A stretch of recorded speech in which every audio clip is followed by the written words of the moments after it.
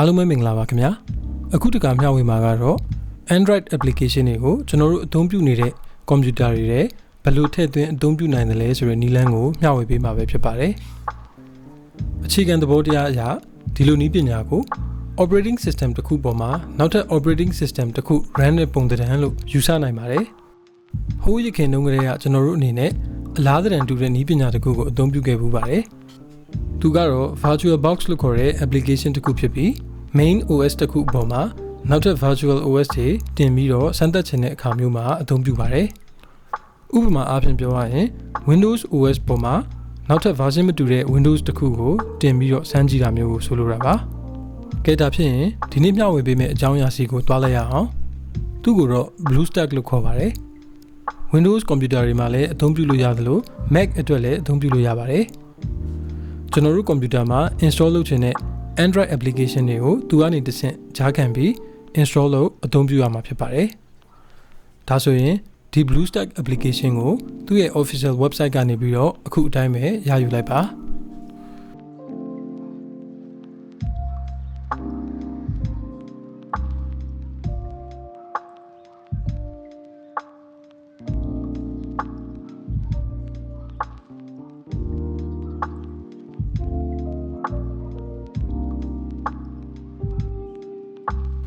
ပြီးသွားရင် install လုပ်ပါ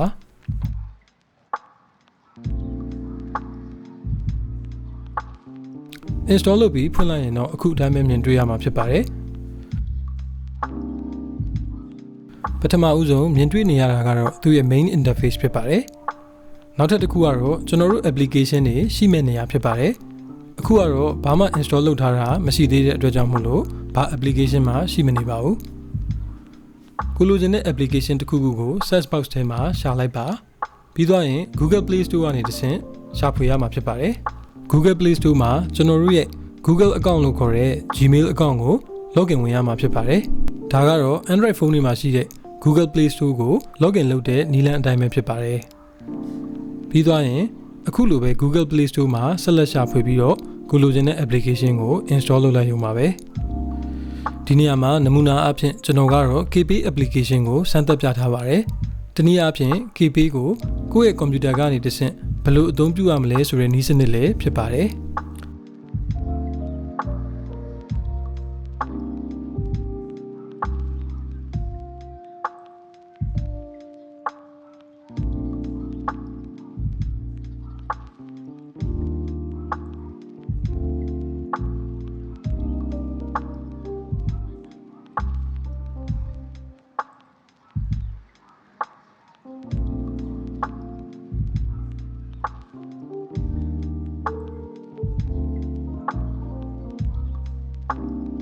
install လုပ်ပြီးသွားတဲ့အခါမှာတော့ကျွန်တော်တို့ရဲ့ application list ထဲကို KP ဝင်လာပါပြီ။ဒါဆိုရင် KP application ကိုဖွင့်လိုက်ပြီးကိုယ့်ရဲ့ information တွေနဲ့ login ပြုလုပ်ပါ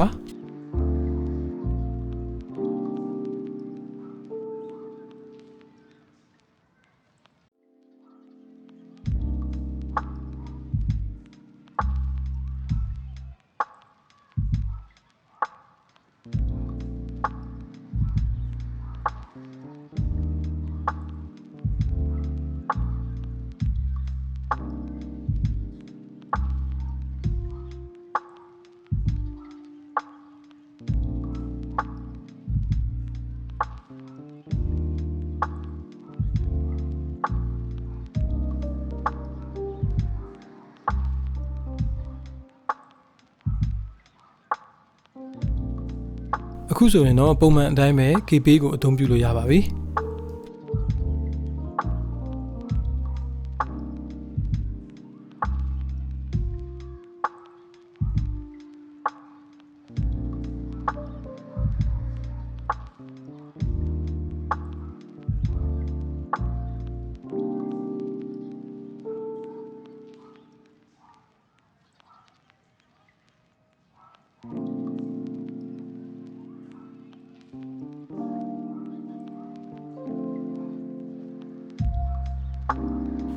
အခုကတော့ကျွန်တော်တို့အနေနဲ့ KP နဲ့စမ်းသပ်ပြခဲ့တာဖြစ်ပြီးကိုနှစ်သက်တဲ့ဘယ် Android application ကိုမဆိုထည့်သွင်းပြီးအသုံးပြုလို့ရပါပြီအခုဖော်ပြခဲ့တာကတော့ကျွန်တော်တို့ရဲ့ Windows computer သို့မဟုတ် Mac မှာ Android application တွေကိုအသုံးပြုခြင်းတဲ့အခါဘယ်လိုထည့်သွင်းအသုံးပြုရမယ်ဆိုတဲ့နည်းစနစ်ပဲဖြစ်ပါတယ်ခင်ဗျာအားလုံးကိုကျေးဇူးတင်ပါတယ် IT နဲ့ပတ်သက်တဲ့ knowledge sharing video လေးတွေကိုဆက်လက်ပြီးအချိန်မှန်မှန်တင်ဆက်ပေးမှာဖြစ်တာကြောင့်ကျွန်တော်တို့ရဲ့ channel လေးကိုလည်း subscribe လုပ်ဖို့မမေ့ပါနဲ့နော်